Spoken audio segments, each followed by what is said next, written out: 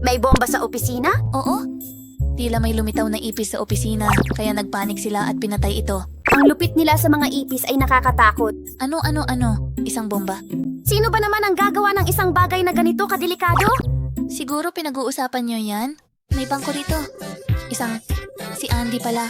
Lahat sila ay mga nagtitinda ng laruan.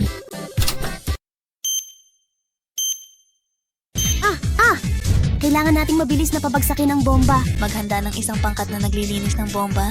Sige. May 3 minuto pa bago ang pagsabog. Magsimula ka agad. Itong ramen. Pag sinabing makakagawa ng ramen dito, bibili rin si Kanata.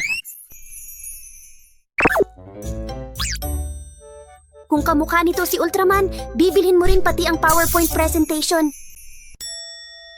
Kumusta? Kumusta ka ngayon? Kumusta? Ito ang pangkat ng pagtanggal ng bomba. Malamig ang kapaligiran sa pagitan nilang dalawa ngayon. Naiintindihan ko na ang sitwasyon.